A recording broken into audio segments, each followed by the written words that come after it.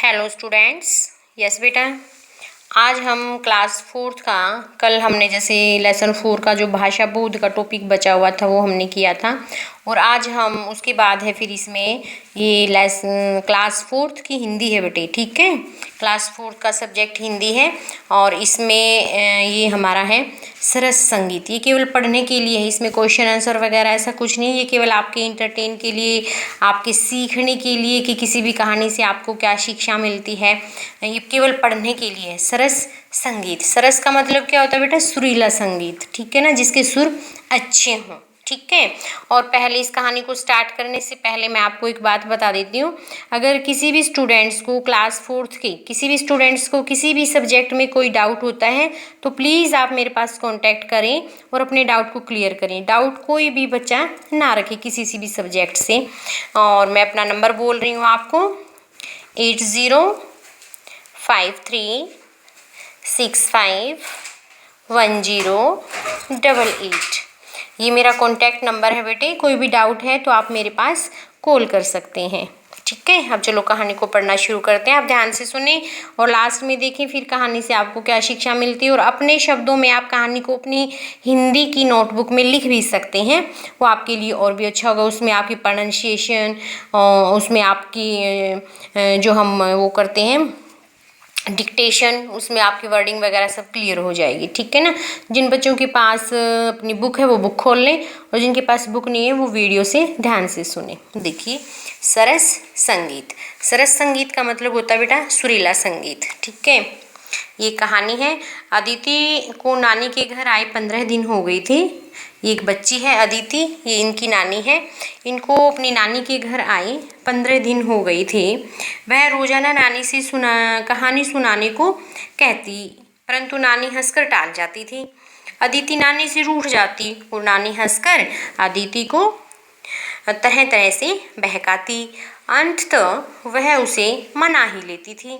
इस प्रकार कहानी सुनाने का बहाना बनाकर वे अदिति को सारा दिन बहलाई रखती थी। ठीक है, आप समझ गए होंगे इस स्टोरी में एक अदिति नाम की लड़की है और एक उसकी नानी जी हैं। ठीक है, उसके बाद है अदिति के माता पिता नैनीताल में रहते हैं। वह अपनी नानी के पास छुट्टियों में आई थी।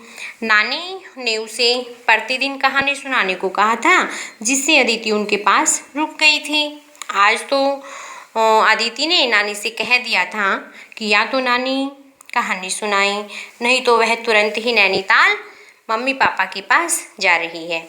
नानी का उसे तरह तरह से रूठना देखकर हंसते हंसते बुरा हाल हो जाता था। आज भी अदिति का रूठना देखकर उनसे हंसे बिना ना रहा गया। अदिति को प्यार से पुचकार कर नानी ने पूछा, अच्छा बताओ, हाथी की कहानी सुनोगी या गधे की? गधे की, अदिति पैर पटक कर बोली। नानी ने अदिति को गधे की कहानी सुनाई, जो इस प्रकार से है। ठीक है, ये कहानी है। तो आप समझ गए होंगे आप तक जो आप अपने पढ़ाई। इसमें एक लड़की है अदिति, और फिर एक उसकी नानी है। वो अपनी नानी के पास आई हुई है। उसके मम्मी पापा नैनीताल में रहते हैं। वो नानी को अदिति रोज़ एक कहानी सुनाने को कहती है, और नानी उसकी बात को अनसुना करके रोज़ टालती रहती है और उसकी बातों पे हंसती रहती है। अदिति अपनी नानी से रूठ जाती है। नानी उसको फिर मना लेती है और रोज़ कहती है कल सुनाऊंगी कहानी, कल सुनाऊंगी कहानी, ऐसे टालती रहती है। और फिर एक दिन तो अदिति को गुस्सा आ गया कि नानी तो रोज़ रोज़ ऐसे ही कहती है।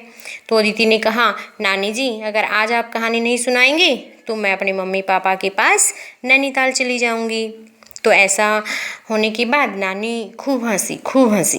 और उसके बाद नानी ने पूछा, चलो ठीक है, तो आप ये बताओ, आप हाथी की कहानी सुनोगी या गधे की? तो अदिति ने ऐसे पैर फटक कर बोला, गधे की। ठीक है, और फिर नानी ने अदिति को गधे की कहानी सुनाई।